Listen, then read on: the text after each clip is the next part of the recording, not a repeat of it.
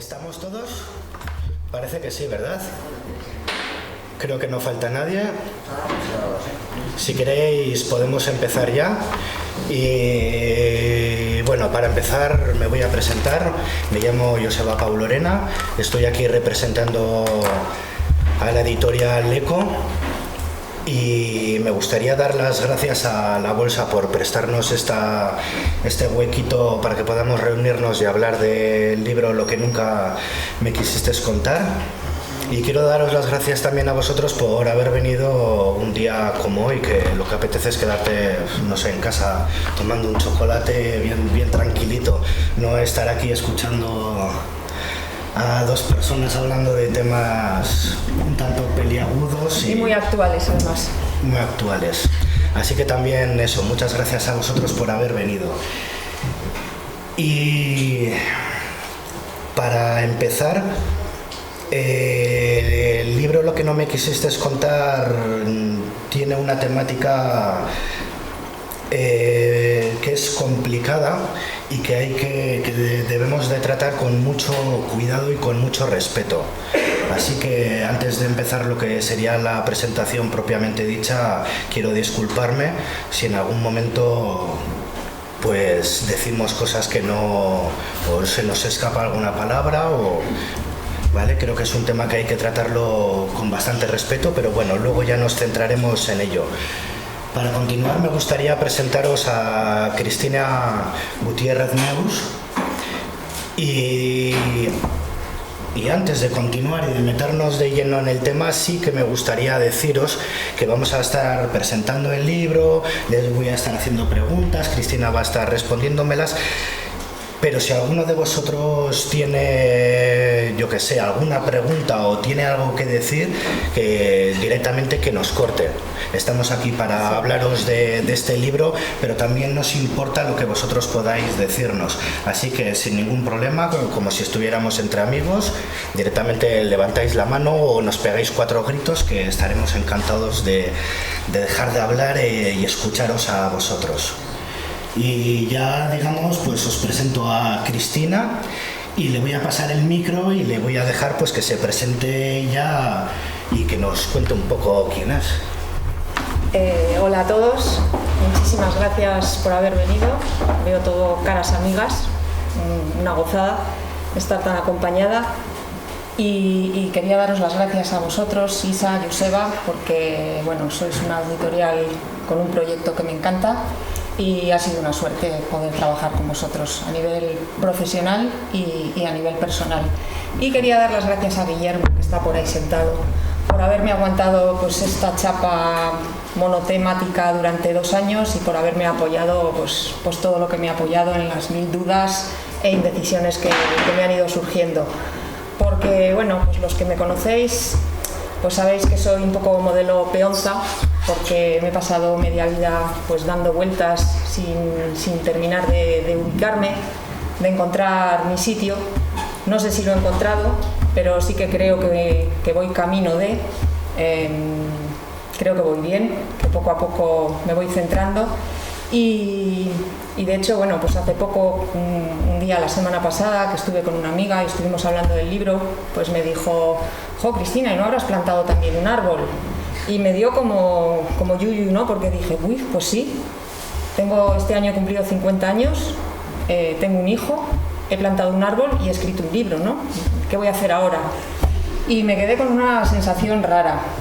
Yo creo que este libro representa muy bien lo que soy, en el sentido de que, bueno, es muy de perogrullo, pero soy mujer, soy madre, soy ciudadana del siglo XXI y del siglo XX, y esto es importante, y bueno, y soy artista. Y yo creo que con estas 4 miradas he abordado el tema de los niños robados en España durante tantísimos años y hasta hace nada, y con esta mirada he escrito lo que no me quisiste contar.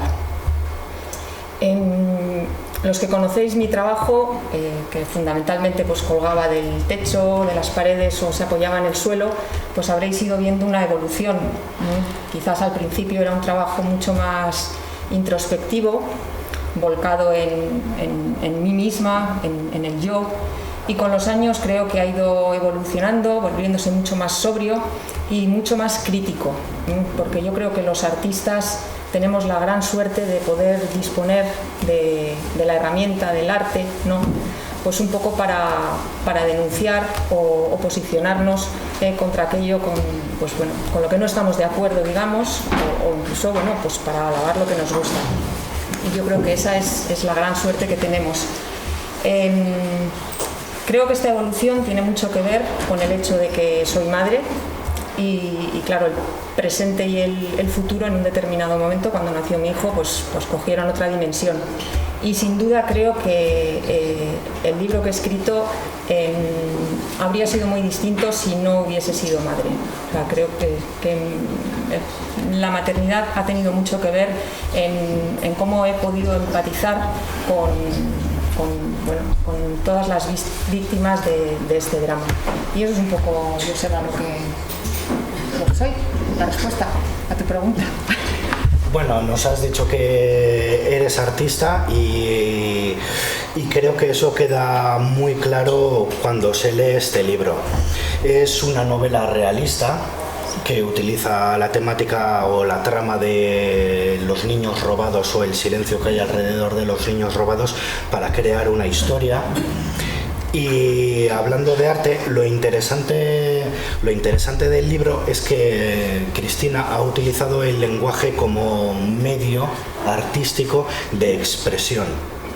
A veces se nos olvida que los libros también son una forma de arte y lo interesante es el tipo de lenguaje, el tipo de estilo que ha utilizado Cristina para plasmar estas ideas y relatarnos la historia de estos personajes y abordar la trama de los niños robados. Con esto quiero decir que el lenguaje que os vais a encontrar es un lenguaje sencillo, es un lenguaje claro, directo, pero también no es un libro al uso en el que nos podamos encontrar guiones. Se podría decir más bien que es un lenguaje experimental. Es fácil de leer y si hablo de experimental es porque Cristina, digamos que se ha saltado algunas pautas, como por ejemplo, ya os digo, a la hora de que exista un diálogo, omitir los guiones y todo ese diálogo hacerlo en un único párrafo. No solo yo creo, porque esto ya es mi punto de vista, no para confundir, sino para que el diálogo sea único, sea un... Sí, bueno, de hecho me acuerdo que al principio fue uno de los temas que comentamos, ¿no? Que no te has planteado poner guiones, y fue entonces cuando me di cuenta de que no había guiones, porque es que ni me había dado cuenta. Yo creo que el planteamiento que he hecho con los diálogos es un poco el mismo planteamiento que hago cuando hago los dibujos, los grabados o las esculturas, ¿no? Creo que a veces la omisión de determinados detalles da una cierta ambigüedad que a mí me gusta que exista y que sea el público, el espectador o el lector en este caso el que decida si hay un silencio o si esa palabra o esa frase pues corresponde a algo dicho en voz alta o a lo mejor es una reflexión, porque muchas veces decimos frases en silencio, simplemente es un pensamiento que nos viene en una conversación pero no llegamos a decirlas, y yo creo que ese es un poco el planteamiento que yo hice a la hora de formar estas conversaciones. Sí. Y ya digamos, para entrar en materia, ¿nos puedes explicar qué son los niños robados y la trama de esta novela? Sí, encantadísima, vamos. Yo creo que para explicar un poco esta trama de la que yo sabía poquísimo, realmente, yo creo que sabía lo que hay que saber, lo que se quiere que se sepa, ¿no? Que es muy poco, porque los niños robados en España son muchos. Las cifras que se barajan, lo que yo leí, bueno, dadas por la Asociación Nacional de Adopciones Irregulares, de ANADIR, habla de 300.000 niños robados hasta el año 87 aproximadamente, es el dato calculado, que es cuando cambia la ley de adopción. estamos hablando de un 15% de 2 millones de adopciones, un 15% de adopciones irregulares, es decir, de niños que han sido separados de forma irregular de sus madres.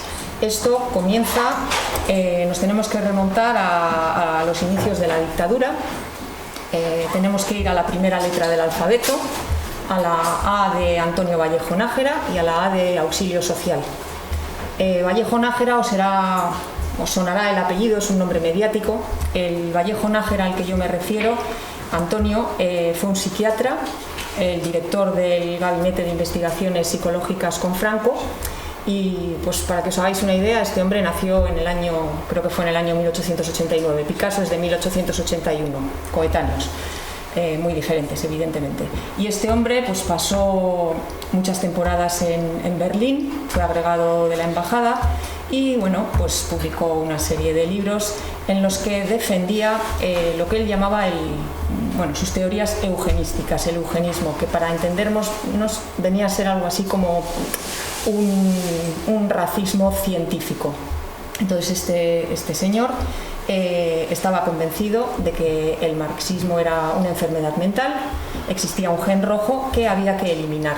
Y para ello, pues lo que se empezó a hacer es, de alguna manera, separar a las mujeres republicanas de sus hijos. Como había muchas mujeres republicanas encarceladas, lo que se hizo fue quitar los niños a las mujeres que estaban encarceladas. Algunas esperaban a que diesen a luz y después las fusilaban. Y estos niños, esta semilla que había que separar de la paja, eran recolocados en familias del régimen, nacionalcatolicismo estamos hablando, para garantizar una educación sana del menor. Paralelamente, en el año 36, una señora, Mercedes Sanz Bachiller, junto con un tal Javier Martínez de Bedoya, que después sería su marido, su segundo marido, funda lo que es la institución benéfica, digamos, estandarte del franquismo, que nace, pues la idea es muy loable, nace para ayudar a todas aquellas víctimas de la guerra, fundamentalmente a las mujeres y a los niños. La realidad es que de las instituciones, de los hogares, de las casas cunas de auxilio social, muchos niños son enviados a familias del régimen y también muchos niños son enviados fuera de España, sin el consentimiento de sus madres, porque sus madres, el hecho de que hayan dejado así ahí a sus niños no significaba que estuviesen renunciando a su custodia. Además, se ha creado todo el marco legal para que esto sea posible y además sea legal. Este delito es un delito legal porque hay una ley del año 40 que permite que la patria potestad de los niños de auxilio social pase al Estado, y además un año después aparece otra ley que lo que permite es que las familias adoptantes inscriban a los niños adoptados, a los niños robados, los inscriban con sus apellidos, con lo cual se pierde toda la huella, digamos, de su origen biológico. Esto se viene desarrollando durante una serie de años. Evidentemente la trama ya va echando raíces y en un determinado momento, yo exactamente no sé cuándo, no lo he encontrado, entra en juego Don Dinero y claro, se convierte en un negocio enorme, muy goloso, que da de comer a muchas bocas y en el que intervienen muchísimas manos. Manos muy gordas que de alguna manera enlodan pues palabras como sanidad, como justicia, como Estado y por supuesto como Iglesia. Y así es un poco como se desarrolla esta trama, ¿no? Yo creo que la mayoría de los que estáis aquí, y yo hace 2 años pues también, veíamos esto como pues algo que ha pasado, que nos suena, que hemos visto alguna serie de televisión, nos han contado, pero que bueno, pues pasó durante unos años, se arregló más o menos bien y fueron unos cuantos casos. La realidad es que han sido muchísimos casos. Para que os hagáis una idea, Argentina, que todo el mundo lo conocemos, fueron las cifras que vienen en la página de las abuelas Plaza de Mayo, hablan de 500 niños durante la dictadura de Videla.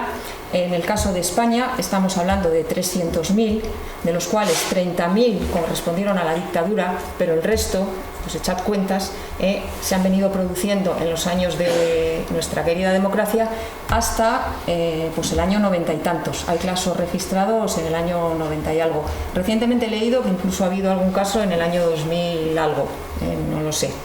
Pero bueno, es, yo creo, la patata caliente o una de las patatas calientes más gordas que tiene España en este momento, y evidentemente es un tema del presente que empezó en el pasado, pero continúa siendo un tema del presente. Con esto creo que nuestra intención no es coger y señalar culpables, no es coger y decir mira lo que has hecho. Nosotros somos de un lado, vosotros sois del otro y vosotros sois malos. No creo que sea eso. La ideología es una cosa, pero creo que la ética o la moral es otra diferente. Creo que una persona puede tener una ideología completamente diferente a otra, pero ambas personas tener los mismos valores. Creo que este tema de los niños robados creo que es inhumano. Creo que... Y lo que no pretendemos es señalar culpables, sino remarcar que aquí hay algo muy sucio que sería conveniente investigarlo y aceptarlo, reconocerlo, pedir disculpas, pero sobre todo para que esto no vuelva a pasar. Cuando reconocemos que nos hemos equivocado, tiene que haber... Creo que sirve para que no volvamos a cometer los mismos errores, ¿de acuerdo? Este no es un libro que busque señalar a nadie en concreto, porque al final, si nos ponemos a señalar, los del otro bando nos podrían señalar también a nosotros, ¿vale? Y respecto a lo que está diciendo Cristina, sí. Hola, Cristina. Hola, Merche. No, me gustaría saber si has tenido dificultades cuando has estado investigando, cuando has estado buscando información, si te has encontrado trabas o si ha sido fácil. Ha sido curioso, no ha sido difícil, y aquí me tengo que remontar al año 2012, porque realmente esto es el resultado de una casualidad. Yo en el año 2012, un jueves por la tarde, bajo al buzón a recoger las cartas y me encuentro con una mujer que está mirando los buzones. Y bueno, pues no tiene pinta de cartero comercial. Me acerco y le digo que si necesita algo. Y ella me responde con otra pregunta, ¿no? Ella me dice, ¿sabes si en este edificio ha existido alguna vez una clínica de maternidad? Entonces, bueno, pues yo llevo viviendo en Bilbao desde el año 91 y realmente no lo sé en ese momento. Y bueno, pues me ofrezco a preguntar por el barrio, a hablar con los vecinos y con algún familiar, y bueno, pues a que me dé el número de teléfono y si averiguo algo, ponerme en contacto con ella. Así que bueno, durante unos días estoy preguntando y más o menos todo el mundo me dice lo mismo, ¿no? Que la clínica Espartero, que es la que ella estaba buscando, no ha existido, y sí me hablan de un montón de clínicas, que bueno, pues prácticamente todas las clínicas privadas que os suenen, del Hospital de Cruces, Basurto, la maternidad en Mazarredo, en Gordóniz, pero de la clínica ¿cómo se llama? Espartero no. Entonces, bueno, hablo con ella, la llamo, y es entonces cuando ella me cuenta que es una víctima de esta trama y que está intentando encontrar a su verdadera familia. Curiosamente, cuando cuelgo el teléfono, me acuerdo que cuando luego vino Guillermo a casa lo estuvimos hablando, pero como algo, pues como una anécdota, ¿no? Fíjate esta pobre mujer, lo que le ha pasado y tal. Y no le di más vueltas al tema. Hasta que un día, pues bastantes meses después, mientras estaba trabajando en mi estudio, reparé, yo tengo la costumbre de que si hay algún artículo, alguna imagen o algo que me gusta o que me ha parecido interesante o que me ha impactado, las voy pegando en la pared. Y reparo en un artículo que se había publicado en el año 2009 de un periodista que se llama Benjamín Prado, periodista y escritor, publicado en El País, que decía algo así como: ¿será usted un niño robado por el franquismo? Entonces me lo vuelvo a leer e inmediatamente lo relaciono con esta mujer. Y es entonces cuando vuelvo a casa, enciendo el ordenador y tecleo Niños robados España. Y bueno, pues internet es infinita y empezaron a aparecer infinitos enlaces. Y bueno, pues uno a uno los fui abriendo, me los fui mirando, uno me llevó a otro me llevó a una tesis doctoral, otra tesis doctoral me llevó a un documental, a un libro, al auto de Garzón, y en ese sentido no tuve dificultad. Sí que es verdad que desde Internet puedes acceder prácticamente a las hemerotecas de muchos medios de comunicación. Lo que no encuentras en la Biblioteca Nacional también te lo proporcionan, y bueno, pues contacté con SOS Bebés Robados Euskadi, con Flor, pues para dudas que me iban surgiendo, pero vamos, fue un trabajo, ya os digo, o sea, hecho por mujer, madre, ciudadana, artista, sentada en una silla delante de un ordenador. Sí que me ha pasado que páginas que he visitado muchas veces, y sobre todo páginas que tienen que ver con el Opus Dei, se me han quedado bloqueadas, es decir, no vuelvo a acceder a ellas, han desaparecido, file not found es lo que me sale. Y alguna página más, algún documental que de pronto ya no está, o que lo tengo que buscar de otra manera, o pedirle a un amigo que me lo encuentre. Pero en general ha sido un trabajo de silla, de horas de estar en casa, de acumular un montón de información desordenadísima, que además sin tener un objetivo claro. O sea, llegó un momento en que no sabía muy bien lo que iba a hacer con lo que me iba encontrando, y fue entonces cuando decidí recurrir a la mujer de los buzones, a la que a partir de ese momento llamé Ana, para crear un personaje y escribir sobre él. Y con este personaje pues fui creando los personajes de alrededor, su madre, su hermano, sus padres adoptivos, y desarrollando sus vidas fui poniendo orden a lo que me había encontrado y lo fui incorporando a la historia ficticia que iba creando. O sea, me interesaba mucho aportar todos esos fragmentos de realidad inesperada y horrible que iba descubriendo. Y ese ha sido el trabajo que he hecho, y el resultado es lo que no me quisiste contar. Y al final del libro has añadido una bibliografía en la que están toda la información que ha podido extraer, que creo que eran unas 16 páginas. Entonces, para los que estéis interesados en investigar un poco más el tema o saber de dónde ha sacado Cristina la información. Hay unos documentales buenísimos y bueno, pues cosas que a lo mejor simplemente pues algún titular o pequeños trozos de noticia, está todo referenciado atrás, y el que quiera, vamos, lo va a encontrar muy fácilmente. Otra cosita. Sí. En la presentación habéis hecho alusión al lenguaje que se utiliza, bueno, que no hay que buscar culpables. Bueno, tú sabes que yo soy madre de una niña adoptada. Sí. Y tú has utilizado la palabra su verdadera familia. Es que fue la que usó ella y me llamó muchísimo la atención. Entonces, a mí, yo, madre adoptante, es una palabra que me suena fatal. Sí, a mí me chirrió, ¿eh? Porque, a ver, bien, hay casos flagrantes, hay casos delitos, digamos, ¿no? Sí. Pero ¿cuál es la verdadera familia de una criatura que ha sido adoptada? La que la quiere, la que le cuida, la que la vigila todos los días, la que le atiende. Sí. Quería puntualizar esto, ¿no? Yo estoy de acuerdo, ¿eh? De hecho, yo creo que aún en el caso de los niños robados, seguro que hay muchas verdaderas familias que parten de un mal principio, digamos, y se llegan a formar verdaderas familias en el sentido de que hay amor y de que hay lo que tiene que haber. Pero yo creo que aquí lo que es importante matizar es cómo se crean esas verdaderas familias, ¿no? A ver, normalmente los adoptados, yo soy Flor, de eso lo conozco Euskadi. Hay dos tipos de adoptados, el que ha sido bien tratado y el que ha sido maltratado. Hay muchas madres que adoptaban niños, madres que ya eran bastante mayor, sobre todo querían niñas para que las cuidasen de... Entonces, la mayoría de ellos no buscan otra familia. La mayoría de los niños, de las personas adoptadas, lo que buscan es saber quiénes son. Y tienen todo el derecho del mundo a saber quiénes son. Y tienen todas las leyes de su parte para saber quiénes son.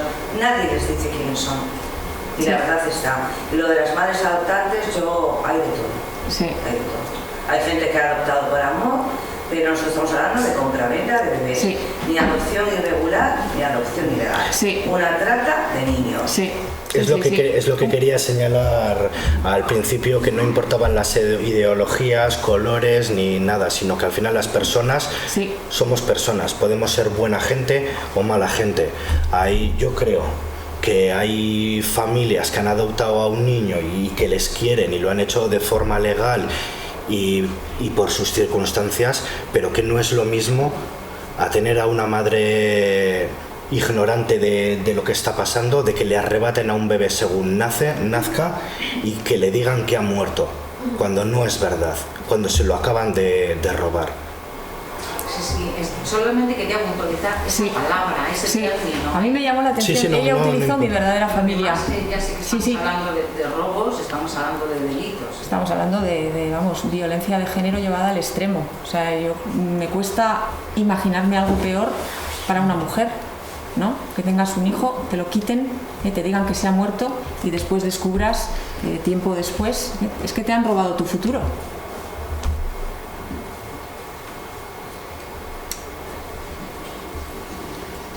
Pues así estamos hablando y teníamos ahí algunas preguntas y cómo íbamos a ir, pero nos ponemos a hablar y avanzamos. Hemos comentado pues la trama trata de los niños robados y has hablado un poco de cómo esa idea de los niños robados, digamos que perdón, ¿qué haces para reflejarla y para tratarlo? Nos has comentado que has utilizado un personaje. Sí, o sea, yo parto del personaje de Ana, que es un poco el origen de esta historia, pero digamos que me invento a su madre, que es una mujer nacida en los años 50 en un pueblecito de Cáceres, que pues es una mujer poco formada, y sus padres, pues su madre en este caso, decide enviarla a la ciudad pues para adquirir un oficio, la manda a Bilbao a un taller de costura. Y bueno, pues es una chica joven, un poco ignorante, un poco apabullada en esta ciudad, que se enamora de no os voy a contar toda la historia, pero bueno, se enamora de un príncipe azul y se le niega, digamos, la oportunidad a ejercer de madre. Esta mujer se queda embarazada y le quitan al hijo. Y entonces, para hacer esto, lo que he hecho ha sido pues ponerme un poco en su papel, ¿no? Que evidentemente no lo puedo saber, pero yo como madre he tratado de imaginar cómo habría sido mi vida si al nacer mi hijo me viene una cara triste, me mira, o me toca el pelo, la monja, y me dice: lo siento, no ha sobrevivido al parto. Y luego descubro que eso ha sido mentira, ¿no? Pues esa es Carmen. Ana, pues es la chica de los buzones, se cría con una familia, la familia adoptante, se cría en Madrid, con una familia pues pudiente, y en un determinado momento pues descubre que su madre no es quien ella creía, sino que hay otra persona que posiblemente la esté buscando, y evidentemente también su vida pues cambia a partir de entonces. Y así es como voy desarrollando la historia. Y paralelamente, yo realmente no sabía muy bien qué iba a ser de Ana y qué iba a ser de Carmen, porque tanto una como otra, según iba yo descubriendo las noticias y las iba aportando, pues iban tomando un poco decisiones en base a lo que ellas también iban descubriendo. Y así es como va el transcurrir de los personajes hasta llegar, pues termino de escribir en julio del 2015, que es donde acabo, hasta donde llegan Ana y Carmen, y bueno, pues me encantaría pensar que en julio del 2016 pues las cosas en España sean muy diferentes. Eso es lo que me gustaría. Y a la hora de escribir sobre los personajes y dejar que ellos digamos vivan su vida, ¿cómo has actuado con ellos? ¿Cómo has interactuado? ¿Les has permitido a los personajes que ellos te llevaran, o tenías una idea de dónde querías llevarles y has sujetado la brida y no les has dejado? No, para nada. Ellos han ido, yo creo que muy sueltos. Sí que es verdad que al final pues he recurrido a lo que conozco. Me ha resultado mucho más sencillo escribir sobre cosas que conozco que averiguar o ponerme a investigar además pues sitios que no conocía, ¿no? Entonces los personajes, pues ¿dónde viven? Pues viven en Bilbao, viven en Madrid y pues viajan a Londres. pues hablo de La Arriaga, pues les llevo a La Arriaga, o sea, una serie de... que aunque geográficamente sí que estaban ya delimitados, en sus vidas han dependido mucho de la noticia del momento. Sí. Yo he de decir que no me ha gustado nada que hayas ubicado la historia en Bilbao. Vamos, yo he nacido en Bilbao, soy de Bilbao y vamos, que una cosa como esta haya sucedido en Bilbao, la verdad es que no me ha gustado nada. Casos, Bilbao. Sí, ya, muchísimos. Pero soy de Bilbao y que estas cosas pasen aquí no me gusta. Sí. Pero que pasen en otros sitios, vale, al final son las afueras. Sí. Pero pues, esto es Bilbao. Pues en Bilbao pasó. Es una de las ciudades donde pasó mucho. Hubo una clara conexión entre Bilbao, Tenerife y Valencia, creo. Hablar de niños robados en Bilbao es hablar de la Asociación María Madre. Nos remontamos al año 69, nos remontamos incluso al año 50, porque hasta es verdad que digamos que se registra esta asociación en el año 69, pero ya viene funcionando desde años atrás. Hablar de la Asociación María Madre es hablar del entonces alcalde de la época, que es uno de los fundadores, es hablar de Mercedes Herrán de Gras, que es una de las socias fundadoras. Después de lo que os voy a decir, seguramente cuando paséis por delante de los cines Miquelli y miréis el edificio lo veáis con otros ojos, porque los cines están cerrados, pero en Alameda de Mazarredo 66, no, Alameda Urquijo me parece que es, ¿no? 66. Ese inmueble eran una serie de pisos, propiedad de esta mujer, donde se alojaban muchas hijas que de alguna manera habían deshonrado a sus familias, familias pudientes, pero también mujeres pues de menor poder adquisitivo, digamos, mujeres mucho más pobres, que por una serie de circunstancias terminaban alojadas a cambio de trabajo, por lo general, en esos pisos. Estas mujeres, en algunos casos, eran obligadas por sus familias a dar los niños en adopción, otras no querían y bueno, pues la mayoría acudían a una serie de hospitales privados a tener a sus niños. Hubo unos años además en los que se implantó el parto sin dolor, se empezó a anestesiar a las mujeres, creo que al principio era con clorietileno y después con pentotal, que era la droga de la verdad.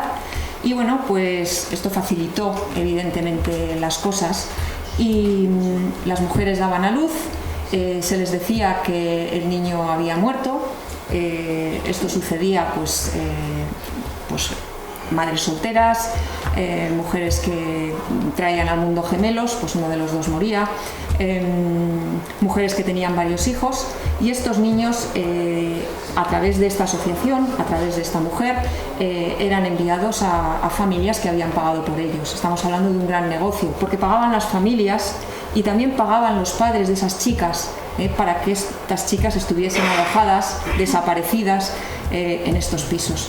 Y esto se vino produciendo en Bilbao durante muchísimos años. Y esto pasó. La mayoría de los casos es de familias casadas, o sea, de madres casadas. Vale. No era cosa de solteras. Sí que es madres casadas, mira, eso no sabía. Casadas. Sí. La asociación menos una, las demás son más casadas. De Mi madre de todas maneras estaba casada. Le robaron el segundo hijo y el cuarto. Pero en los pisos de Mercedes yo creo... No, digo en los casos de niños robados, sí, que sí que es verdad que aquí hubo muchos casos de los pisos de Mercedes Herrán, que eran solteras, eran pisos patera y las tenían allí, las ocultaban un poco. Pero bueno, se han dado casos también de mujeres que han ido a trabajar allí, les engañaban, le decían que luego les iban a salir con un trabajo y con su hijo y salían sin el trabajo y sin el hijo. Sí. Sí, y luego mujeres, lo que tú dices, ¿no? Que iban a esta clínica porque iban a esta clínica y salían sin el niño pensando que el niño había muerto, efectivamente. No, pero la mayoría de las madres que se apuntan a las asociaciones son madres que están casadas. Sí que es verdad que muchas que han dado a los niños en adopción dejan el ADN pues para contarles a su hijo lo que ha pasado. Sí. Pero la mayoría, los que estamos buscando, la mayoría son madres casadas de familia. Sí. Luego he leído, y esto no lo sé, de hecho yo solamente en el libro hablo de lo que puedo referenciar bien, pero he leído que también funcionaba mucho la Asociación María Madre con la maternidad de Bilbao y que un poquito el blanqueo de los niños es que ya cuando lo leí dije, es que ni se me habría ocurrido. El niño nacía en una clínica privada, se le decía a la madre que el niño había muerto, ese niño era enviado, pasaba el turno de la maternidad y de esta manera quedaba registrado como niño abandonado, con lo cual se blanqueaban los papeles. Es que es muy fácil. Sí. Mira, iba una monja, por ejemplo, antes. La gente que quería adoptar, ¿dónde iba? Donde las monjas, donde los curas. Eso es. Poca gente iba por los canales legales. Sí. Entonces iba la monja y decía, mira que me he encontrado este niño en el cejudo. Me lo han metido en el torno. ¿Quién va a dudar de la palabra de la monja? Sí. ¿No? Entonces, los mismos hospitales estaban hechos para que los niños desapareciesen. Los niños eran apartados de las madres nada más nacer, metidos en la sección de nidos. Eso era muy fácil. Es que ahora la gente dice, joder, ¿cómo es posible? Es que no eran igual. El niño ya era separado, la madre era una fábrica de bebés. Sí. Iba separado, se ponía el niño en el nido. A las enfermeras les decían, estos niños no los enseñes que los han dado en adopción, y pasaban a ser adoptados legalmente. Es que legalmente. Sí. La monja no tenía más que decir, bueno, hacía un certificado, el niño nació muerto, luego ese niño nacía de madre desconocida. Era muy fácil, nadie iba a discutir a un médico, ¿no? Que certificado de defunción, ¿quién lo va a discutir? Es una barbaridad. Es que y yo lo que no puedo entender es que a día de hoy esto se siga invisibilizando. Es que en Vizcaya el último caso es del 92. Exhumaron la caja y no había restos óseos. Del 92. No estamos hablando de hace tantísimo. No, estamos hablando de hoy. Hay niños que se han dado en adopción, pero niños que han sido robados. Que vaya, la adopción era muy legal y todo era muy legal, pero ese niño ha sido robado. Lo que está claro es que es inquietante. Y se han hablado cifras de 300.000. No hay que dar cifras, no sabemos las cifras. Es imposible saber las cifras, imposible. Supongamos que pero Nadir maneja esas cifras, yo creo, ¿no? No, pero es que... Bueno, no importa, porque supongamos que todo esto, la mayor parte no es verdad. Pongamos el caso, que la mayor parte es información falsa. Con que ya un 1% de esa cifra sea verdad, ya es, de por sí ya es una barbaridad. Y eso también me hace pensar que es posible que haya gente por ahí, incluso puede haber gente por aquí, espero que no, pero que ignoren su verdadero origen. Sí, claro. Muchos eran inscritos como hijos biológicos. Claro.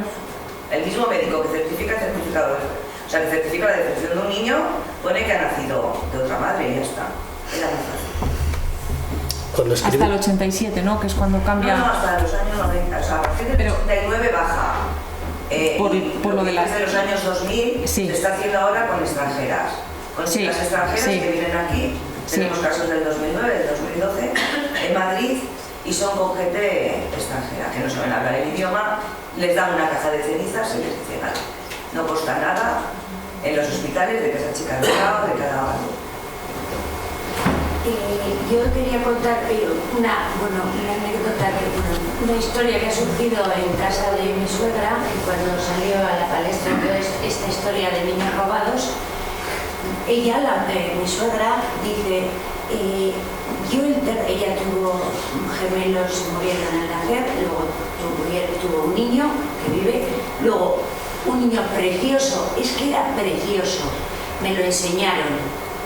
Y al de X horas vinieron y me dijeron que estaba muerto. Y les empezamos a preguntar, ¿y lo enterrasteis? Pues no. ¿Y no hubo entierro? ¿Y no os lo enseñaron muerto? Pues no. Y todo era no. Y ellos se fueron a casa que se les había muerto la criatura. Y mi suegra dice que era precioso, o sea que le dijeron además cuando nació que estaba sano. Y nosotros pensamos que esa historia tenía toda una clínica y no que ahora mismo no me acuerdo. Bueno, pues esta familia no lo ha meneado, pero yo me imagino que habrá montones así de historias que pueden ser un poquito la mayoría sospechosas, y que dices, bueno, pues un hospital no se puede acercar a un entierro, o sea, es que es absurdo. Es que no es competencia. Es curioso, no lo veo. Y tienen en casa el parte de que se ha muerto. No, claro. Cristina, una pregunta. ¿El hecho de leer el libro va a afectar o va a hacer que instituciones o personas que no se conocen de aquí en Bilbao salgan escaldadas, que moleste? ¿Va a abrir Yo creo que, o sea, como todo lo que digo, de alguna manera, bueno, es ficción la vida de los personajes, pero todo lo que ellos van viviendo es verdad. Y realmente todo lo que voy contando ha salido ya, ha ido saliendo con cuentagotas. O sea, de alguna manera lo que he hecho ha sido poner un poco de orden a lo que yo he ido encontrando. No, yo creo que no. No, yo pienso que no. Lo que no sé es lo que tiene que pasar para que esto cambie y que se os empiecen a abrir las puertas. O sea, realmente, o sea, es algo tan gordo y además algo tan hasta hoy mismo. Es que, y que implica, o sea, un sector de la sociedad que es difícil. Mira, un dato que a mí me pareció muy curioso. Que es, estamos hablando de la postdictadura, vamos, hasta ayer mismo. La posguerra que mandaban las chicas, venían a servir y luego tenían niños y esos niños desaparecían. Eso pasa. Esa es la historia de... Ya, del 92 me parece... Pero sí, habrá algún caso, pero... No, la mayoría de los casos los 70, 80. Había por ahí una persona que quería preguntar algo, sí. Me gustaría añadir que hay un tema que siempre caemos todos, ¿no? El error este es el tema de cuantificar cuánto. Sí, estoy de acuerdo. Porque solamente había un robot. Sí, que es lo que decía Joseba. Es suficiente. Sí. Creo que hemos todos en el error ese de cuánto. Sí. Eso no es importante. Sí. Lo importante es que ha habido robo. Sí. Pues realmente bueno es suficiente ya. Sí, pero bueno, lo sorprendente de este tema es que siendo algo muy gordo, porque hay muchas víctimas, aunque no sepamos cuántas, estén como están, ¿no? Y lo que os iba a comentar, que es una cosa anecdótica, pero que bueno, que a mí realmente me llamó mucho la atención, a ver si pongo bien las fechas, yo creo que fue en el año 2013, me parece, que desde el 2013 la partida de los presupuestos generales del Estado destinada a recuperación de memoria histórica es cero. Y creo que el dinero que han venido recibiendo en el año 2014 fue, me parece, de un sindicato noruego de electricistas, que fueron algo así como 6.000 euros, y de una fundación neoyorquina, la Fundación Abraham Lincoln. O sea, es un camino de espinas, y es un camino de puertas cerradas, y es un silencio, y es una invisibilidad de las víctimas, y bueno, y es un esperar a que el tiempo pase y a que los implicados pues vayan muriendo, y es una indecencia. Entonces yo creo que esto hay que... Es un crimen, no es una indecencia. Es un crimen, efectivamente. Sí. Hay muchas personas que no saben quiénes son. Se pueden casar con sus propios hermanos. ¿Sí? Sí, bueno, ¿Pedro? no sé si has investigado este aspecto concreto del asunto, pero ¿ha pagado alguien por esto? Pues aquí... Aquí en España pagar por crímenes o por hacer las cosas mal. Ponme un ejemplo de alguna vez que lo hayas visto. A ver, yo hasta donde sé, hay un médico imputado, alguno más me habéis comentado, pero bueno, yo creo que quien tiene que hacer, estoy hablando del Estado, no hizo ni hace, y quien lo intentó no pudo. Y cuando digo lo intentó, me refiero al juez Garzón. Me remonto al año 2008, cuando pues, se declara competente, ¿no?, para investigar los crímenes del franquismo, dicta su auto, denuncia pues todas las desapariciones del franquismo. Hay un apartado a las desapariciones legalizadas de menores e inmediatamente Manos Limpias interpone una querella y es acusado de prevaricación, ¿no?, de dictar a sabiendas contra derecho, porque se supone que estos delitos han prescrito o están ya perdonados por la ley de amnistía. Bien, a mí me ha llamado mucho la atención que bueno, Garzón es acusado de prevaricación. En el año 2012 se le acusa también de prevaricar por las famosas tramas de las escuchas de la trama Gürtel. Ahí es condenado, es apartado de la carrera judicial 11 años. Esto sucede a principios de febrero del año 2012. 2 semanas después es declarado inocente de la acusación de prevaricación por su famoso auto. Entonces, no sé, o sea, lees esas cosas y dices, ¿qué ha pasado ahora? Pues bueno, yo creo que al final la verdad no entiende de fronteras, ¿no?, afortunadamente. Y por lo que he ido leyendo, yo creo que ahora mismo todo esto está en manos de una jueza argentina, María Servini, que ha abierto una causa penal contra el franquismo, y yo creo que muchas de las víctimas pues tenéis puestas las esperanzas en esta mujer, ¿no? Hombre, al médico que atiende a mi madre, al doctor Balaguer, es María Servini la que lo tiene en orden de detención. Aquí este señor está implicado en más de 50 casos y no se le ha llamado a declarar ni como testigo. O sea, ni oye, ¿qué pasaba, no? ¿Por qué no se enteraban los niños? ¿Dónde están? ¿No? Entonces, esperanzas ninguna de que se vaya a solucionar aquí nada. ¿Quién lo va a pagar? Pues las víctimas. ¿Quién está haciendo la investigación? Las víctimas. El peso de todo esto, las víctimas.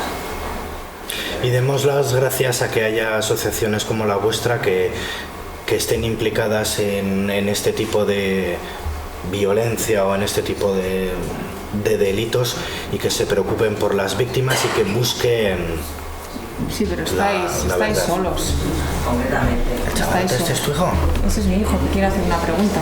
Me han dicho mis contactos espías que los dibujos que has utilizado en el libro que los hiciste tú, pero los hiciste antes ya pensando en el libro o después. Vaya pregunta, tengo. Sí, bueno, a ver. Los que me conocéis, pues más que de la parte de escribir, digamos, pues es un poco por el tema de sobre todo de los grabados. A mí me parece que a veces una imagen, no es que valga más que 1000 palabras, pero que sí, unida a un texto, pues puede provocar un parón, una reflexión, y así es como las he ido incluyendo.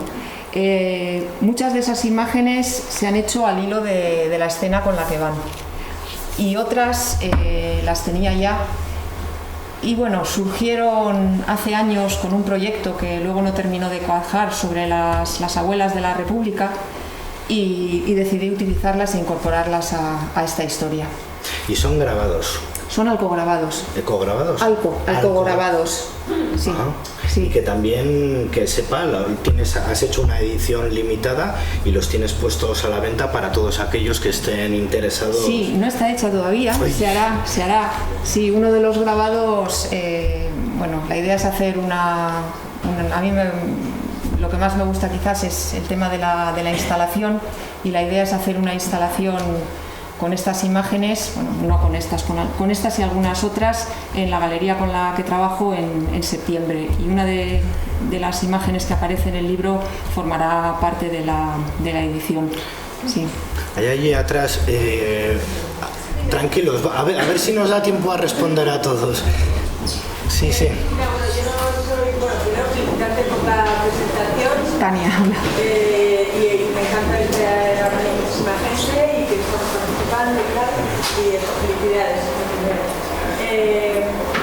Antes me quedo con las ganas de que cuando estabais hablando de los personajes, de cómo habías creado los personajes, sí. Bueno, da la casualidad de que aunque sea de refilón, yo tengo un poquitín de personajes y un poquitín de grabado. Si no me equivoco, el alcograbado es una técnica en la que de alguna manera dejas que los materiales te hablen a ti. Sí. Y cuando estabas comentando que habías dejado que los personajes te llevasen a través de la historia, me ha dado la sensación de que era un poco la misma técnica, ¿no? Abres la mente y de repente pues estas musas que tienes a tu alrededor te hablan y te llevan a través de una historia. Esto confirma lo que yo ya pensaba en un principio, y es que tienes poderes mágicos. Me parece que las dos técnicas pueden tener algo que ver. Bueno, yo creo mucho en la improvisación y creo mucho en la casualidad, y bueno, de hecho es lo que os he comentado, o sea, esto es el resultado de un encuentro casual. No todas las imágenes, digamos que han seguido este camino. Sí que es verdad que algunas, lo que te comentaba Tania, ya las tenía hechas de cuando en su día Maite y yo nos pusimos con el proyecto de Rauda Quebrada, con el tema de las abuelas de las madres en la época de la República, ¿no? Pero de alguna manera yo me he dado cuenta de que todo hila, ¿no? De que esto yo creo que ha sucedido en España, y no es casualidad, O sea, porque ha pasado en países como en Irlanda, ¿no? Un país también ultracatólico, pero pues hablamos de la película Filomena o no me acuerdo, otra película que hubo sobre las mujeres en las lavanderías que estaban regentadas por monjas, ¿no? Pero para que algo así pase en este país, ¿qué tenemos de especial, ¿no? Argentina hablamos de unos, ya sé que no hay que decir cifras, pero bueno, muchos menos casos durante una dictadura, pero aquí estamos hablando de algo que empieza en la dictadura, pero se desarrolla sobre todo durante la democracia y hasta hace nada, y algo que es ignorado porque se mira hacia el otro lado o se hace todo lo posible para que no se vea. Y bueno, a lo mejor es muy simple lo que voy a decir, pero yo creo que la educación, o sea, en los cimientos de una sociedad sana tiene que haber un buen sistema educativo. Y yo creo que en nuestros cimientos lo que hay es al menos 40 años de una formación encaminada a modelar una figura de mujer despojada del derecho a decidir sobre ella y por ella, ¿no? Y allí está la sección femenina de Pilar Primo de Rivera, que se encarga mucho de formar a las mujeres durante, pues desde el año 34 hasta el año 77 que se disuelve, funciona la sección femenina, con ese lema de mujeres para Dios, para la patria y para el hogar, ¿no? Que de alguna manera lo que quiere es buenas cristianas, buenas patriotas, buenas esposas, y luego una sociedad que mira hacia el otro lado, que yo creo que sabe lo que pasa, pero que no lo mira. Entonces, pues el terreno se abonó. Y luego el marco, pues lo que comentabas, ¿no? Esas leyes que permiten que este delito no lo sea. También está el parto anónimo, ¿no? Que permite, que está muy bien, la madre tiene el derecho a permanecer en el anonimato, pero al final quien hace la ley está haciendo la trampa. Y pues eso. Luis. Me sumo a la felicitación y quería compartir un par de cosas que se me han ocurrido que también, ¿no? Yo por mi trabajo tengo mucho que ver con situaciones de duelo, ¿no? Y un maestro mío me enseñaba que si pierdes a tu mujer eres un viudo, y si pierdes a tu padre eres un huérfano, pero si pierdes a un hijo eso no tiene ni nombre. Yo estaba escuchando hablar de crimen y de tal y cual, y digo, eso no tiene nombre. O sea, eso es un crimen que yo no sé, porque ni tampoco me interesa mucho, ¿no? La reflexión, si eso le ponemos un nombre, un castigo o algo, pero realmente es tan espantoso que yo creo que no hay nombre para eso. En realidad, perder a un hijo es lo grave, pero perderlo así es una dimensión que a mí no se me ocurre. Una cosa mucho peor. No, y contra una mujer no se me ocurre. Y de la banalidad del mal, ¿no? Porque en realidad, aunque se puede ideologizar, y de hecho en la génesis está la ideología siempre que se da esto se perpetúa por lo más banal del mundo, ¿no? Que tú lo has dicho muy bien. Y si no hay dinero por medio, pues probablemente esto, quiero pensar que no hubiera durado un mecanismo tan largo en el tiempo. Pero yo creo que si España no hubiese sido un país católico, esto no se habría perpetuado. Y bueno, realmente estamos, y eso estaba comentando, ¿no? Que no son mucho más de 40 años, ¿no? Si miramos a la historia, los periodos de educación y eso, institución libre de enseñanza, ¿no? Pero que esto han sido islas en un páramo en lo cual pues todo esto todavía hay mucho que hacer, ¿no? Y viene bien reflexionar sobre eso, porque igual nos creemos que esto está pasado, pero no está pasado. No, si es que eso es lo que yo quiero decir, o sea, esto es presente porque, y aquí no quiero que nadie me entienda mal, o sea, yo creo que cuando hablamos de memoria histórica en general, lo que tendemos es a pensar en la gente que está enterrada en las cunetas, y es terrible, eso es terrible, yo no digo que no lo sea, pero ahora estamos hablando de gente que está viva. Esto es ahora. Yo lo veo como la memoria histórica, la gente que tiene un duelo no resuelto. Es un duelo imposible. Y que si no se puede. Yo pienso, a ver, yo no tengo ni idea, pero yo trabajo en la maternidad. Yo no tengo nada que ver con este mundo, pero en la maternidad hay un archivo que a mí me dicen que eso está ahí y es intocable. Y una de las razones por la que es intocable, y esto tiene que ver con este tema. ¿Me explico? Y yo creo que el duelo no resuelto de X personas, que ni sabemos cuántas son, como decía alguien por ahí, tampoco importa mucho. O sí que importa, pero no importa mucho cuántas, ¿no? Hasta que eso no, como la personaje se resuelva, como la memoria histórica, ¿qué importancia tiene saber dónde está mi padre? Pues sí que la tiene. Y eso hasta que no se sepa, no vas a encontrarte tú mismo a ti como persona, que es como has empezado tú muy graciosamente No, yo por eso cuando oyes esas voces, ¿no?, que te están reclamando el olvido como medida de convivencia, pues yo lo que les preguntaría es, primero, ¿con qué derecho?, ¿no?, y segundo, ¿con qué intención? O sea, esto no se puede olvidar ni dejar de hablar. Ni por ley, como en otros países. Voy a probar un momento. Un segundo. Sí. Es al hilo de lo que comentaba Sí. Luis, porque es el duelo imposible.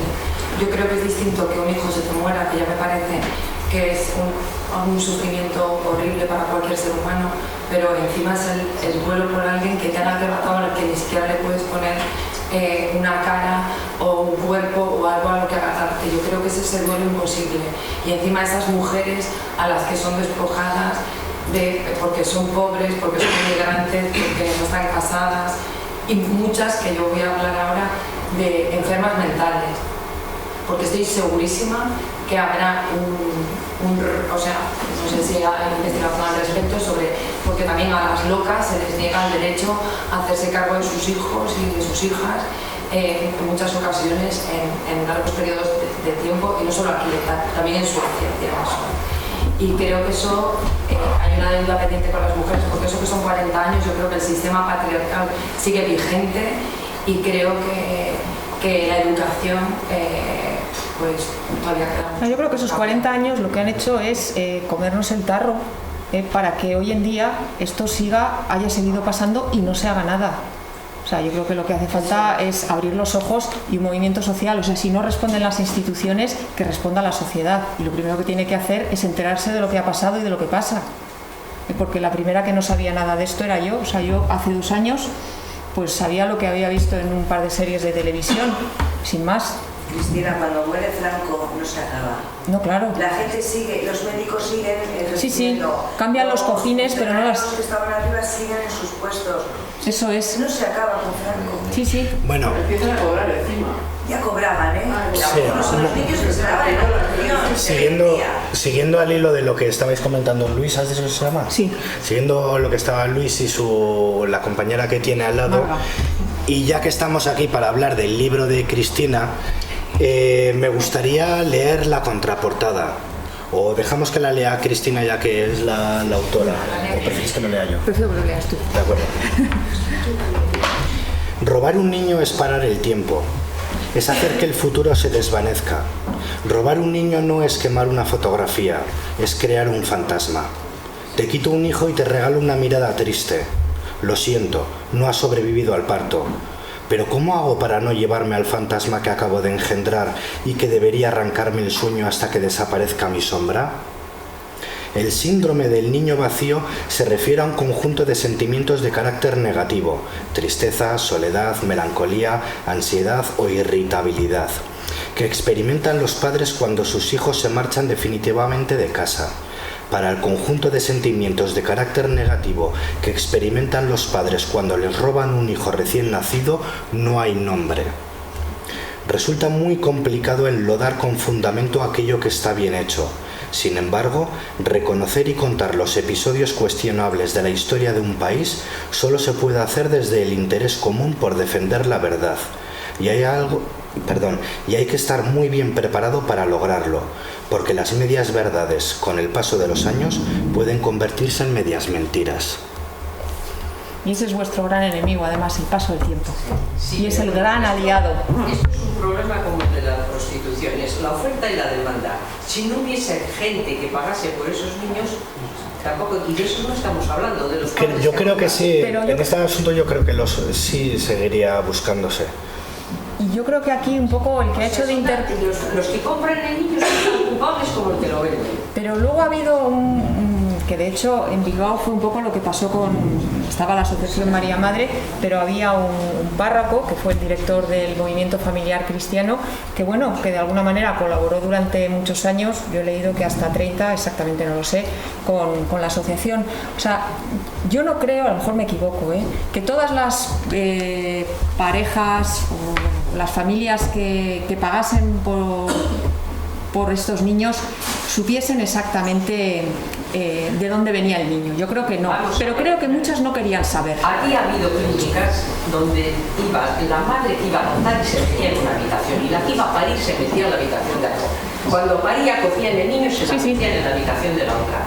Y salían, como no había problemas de ADN, entonces salían con una documentación de niño legítimo. Sí. Pero yo, si soy la que estoy cogiendo ese niño y lo hago legítimo, soy tan culpable como la persona que me lo ha proporcionado. Pero bueno, a lo mejor te han metido en la cabeza que en el fondo estás haciendo una buena acción, que esa madre, pues... Tú adoptas un niño, qué buena es que adoptar un niño. No, tú adoptas un niño porque a ti te satisface adoptar un niño. Entonces, tan culpable es el que compra al niño como el que se lo vende. Es oferta y la demanda, lo mismo que la prostitución. Igual. O sea, estamos hablando de eso, pero no hablamos de los que los compran. Sí, sí. La de allí de atrás lleva un buen ratito. Belén, hola. Luego vamos. Señora, quería contestar a la señora. Maite. Bueno, tiene mucha lógica lo que usted está diciendo, ¿no? Pero estamos hablando de 300.000 casos o más. ¿Por qué no pudiera ser que esa familia hubiera sido engañada? Es decir, usted quiere adoptar y tenemos una señora que quiere ceder el niño. Que quiere ceder el niño. Hablamos de unas cifras muy altas, entonces realmente generalizar y... Normalmente cuando tú pagas, la cosa no está clara. Pero si vas a adoptar ahora mismo, hoy, si quieres adoptar un niño y eso... Claro que sí que es dinero, pero te pasas ya y de repente te dicen, no, ya no te puedes llevar este niño porque su madre se lo ha podido. En las facturas no viene con el niño, es la madre de la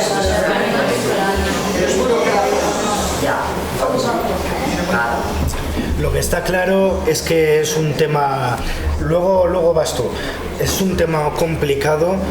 Creo que no se puede generalizar, como ya he dicho antes, hay gente que es buena, hay gente mala.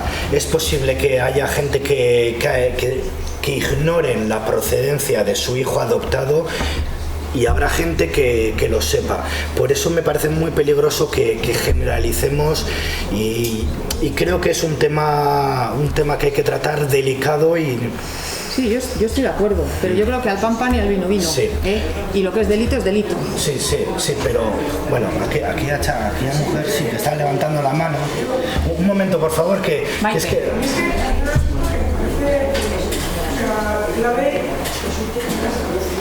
Es la cuantificación, la cantidad de... Porque que haya unos casos aislados, pues puede ser unos malnacidos que se han dedicado a esto. Pero que haya 300.000 o que hubiera 100.000, quiere decir que hay una estructura. Hay una estructura que roba gente, que otros se compran a sabiendas, luego los compran, son engañados. Y hay otra parte de la estructura que oculta, y esos son crímenes distintos, a partir del mismo tiempo. Y bueno, por la relación que hemos tenido con el trabajo que presentas y la historia que tiene, una de las conclusiones a las que llegamos, que yo creo que en este caso es bastante obvia, es que en España la dictadura se caracterizaba por un aspecto que yo no sé si es transferible a otros lugares, y es que ha habido un borrado de borrado. Es decir, cuando tú haces un dibujo con un lápiz y lo borras con una goma de borrar, queda como un rastro. Y tú ahí sabes que han borrado algo.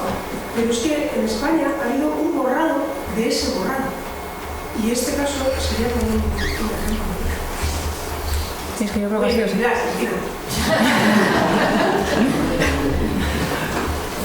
Sí, yo quería agradecerte, ¿no? Porque lo que veo es que principalmente lo que nos debería de pasar a todos, es no mirar para el otro lado, ¿no? Que es el camino que tú has hecho. Entonces, para mí es algo de agradecer. Pertenezco a la Asociación Sociólogos Rurales de Euskadi, es de agradecer. Y yo quería también llamar un poco la atención sobre lo que supone esa vida del adoptado y del adoptado, sin identidad propia,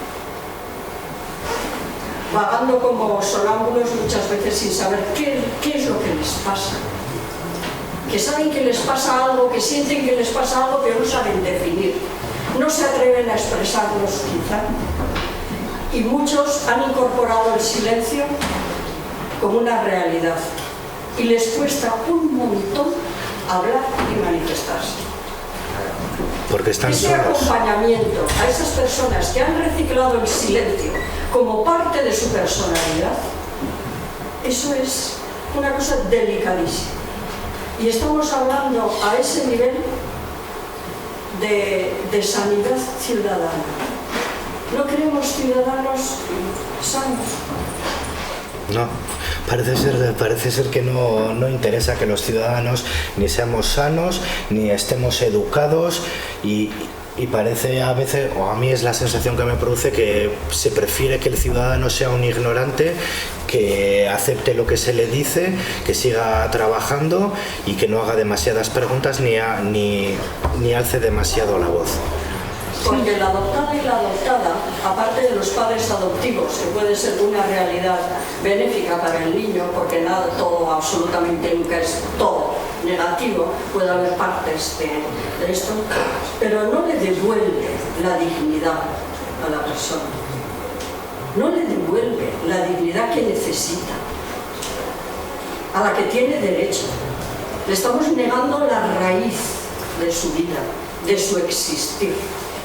Entonces, eso marca, y muchas veces nos creemos que porque está en una buena familia, tiene una buena educación y ha tenido mucha suerte en la vida, está todo solucionado. Y no es así. No es así. Entonces, el acompañamiento de los adoptados y las adoptadas por parte de sus familias adoptantes y por parte de la sociedad tiene que ser real. Estamos llenos de miedos. Llegamos a las instituciones con miedo de preguntar, ¿pero eso qué es? No puedo preguntar por mis orígenes. ¿Dónde vivimos? Y nos creemos muy civilizados.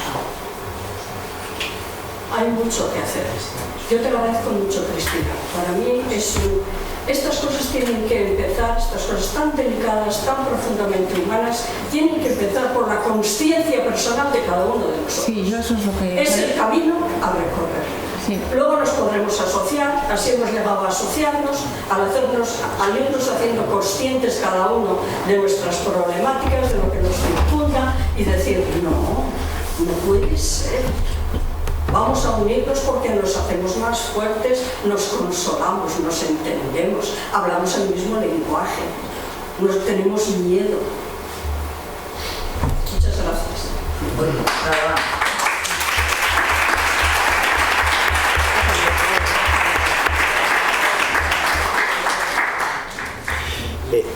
Antes de terminar, la editora ya me está haciendo ahí gestos de que vayamos acabando, que el tiempo se pasa. Sí que me gustaría preguntarte una fantasía. ¿Qué expectativas te gustaría o qué te gustaría lograr con este libro? ¿Qué te gustaría conseguir una vez que ya tienes el libro, que ya lo has sacado y lo tienes delante? ¿Qué te gustaría conseguir con él? Mira, sí. Pide un deseo, me dicen, vale. Que todas las personas que no saben de esto se lo lean. Eso es lo que me gustaría. Sí. Porque yo creo que si la gente de verdad lo supiese, tendríais muchísimo respaldo. Porque... Pero por ejemplo, tú dices hace 2 años, pues yo a lo mejor no era tantos, porque incluso me creía lo que me decían, pues lo que me decían en la Diputación, lo que me decían aquí, lo que me decían allá, y dices, pero ¿cómo? O sea, esto es así, tan terrible, y no puede ser, pues estarán diciendo que es así. Hasta que un día, un adoptado, pues también me comentó y me dijo, muy cercano a mí, me dijo, pero ¿cómo es posible que los funcionarios sepan de mi origen y yo no? Una cosa tan elemental. Es que no hemos caído en la cuenta. Es como que tenemos nariz y no nos damos cuenta, hasta que un día nos la vemos. Hemos incorporado semejante malformación mental que no nos creemos ni nuestras propias historias. Ayudémonos. Nos tenemos que ayudar en despejar estas mentes, en sentir de otra manera. Otra vez gracias. Gracias a vosotros por haber venido y por haber hecho que esta presentación se haya convertido en un diálogo, y muchas gracias.